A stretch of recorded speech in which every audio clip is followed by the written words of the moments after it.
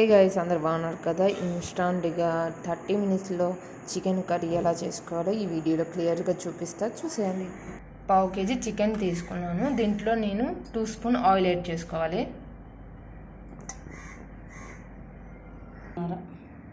1 spoon curry powder add చేసుకోవాలి. 1 spoon chilli powder add చేసుకోవాలి. స్పైసీకి తగ్గట్టు చూసుకొని యాడ్ చేసుకోండి. టేస్ట్కి తగ్గట్టు సాల్ట్ యాడ్ చేసుకోవాలి. నేను 1/2 స్పూన్ యాడ్ చేసుకున్నాను. 100 గ్రామ్స్ ఆనియన్స్ ఇలా చిన్న చిన్నగా కట్ చేసుకొని యాడ్ చేసుకున్నాను. దీని ప్రాసెస్ చాలా ఈజీ. ఇంకా 20 మినిట్స్లో మనకి కర్రీ అయితే రెడీ అయిపోద్ది. దీంట్లో నేను తేజ్పత్రాకు 3 తీసుకున్నాను చిన్నవి. అల్లం తల్లుల్లి పేస్ట్ 1 స్పూన్ యాడ్ చేసుకోవాలి. దీంట్లో 1/2 టీ స్పూన్ పసుపు యాడ్ చేసుకోవాలి. దీనికి మనకి ఎక్కువ ప్రాసెస్ ఉండదు. ఈ కర్రీకి ఈజీగా చేసేసుకోవచ్చు. ఇలా ప్రిపేర్ చేసుకోవచ్చు. హాస్టల్లో పీజీలో ఉన్న వాళ్ళు ఇలా ఇన్స్టాంట్గా ప్రిపేర్ చేసేసుకోవచ్చు. ఒక 30 మినిట్స్లో మనకైతే కర్రీ రెడీ అయిపోద్ది. ఇప్పుడు మ్యాగ్నేట్ చేస్తాం కదా, ఇది ఒక 10 to 15 మినిట్స్ మ్యాగ్నేట్ చేసి సైడ్కి ఉంచేయాలి.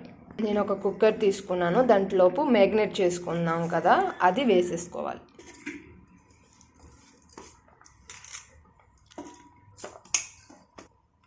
మనం ఇది డైరెక్ట్ కుక్కర్లో పెట్టి కుక్ చేసుకుంటే కర్రీ అయితే రెడీ అయిపోద్ది. ప్లేట్కున్న మసాలా ఉంటుంది కాబట్టి నేను 1/2 టీ గ్లాస్ వాటర్ యాడ్ చేసుకున్నాను. దీంట్లో ఇలా వేసేసుకొని మూత పెట్టేసుకోవడమే.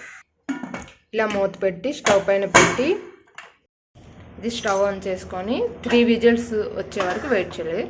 ఇది సిమ్లోపై పెట్టేసుకోవాలి. ఇప్పుడైతే కర్రీ రెడీ అయిపోయింది. ఇప్పుడు ఓపెన్ చేసి చూద్దాం. ఇది ఇప్పుడు బాగా కొంచెం మిక్స్ చేసేసుకుంటే గ్రేవీ అయితే వస్తుంది.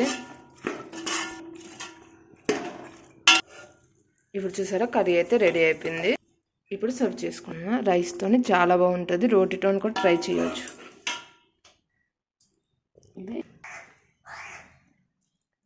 చాలా టేస్ట్ ఉంటుంది. డెఫినెట్గా ట్రై చేయండి. ఈ వీడియో మీకు నచ్చితే లైక్, షేర్, సబ్స్క్రైబ్ చేయడం మర్చిపోవద్దు. Thank you.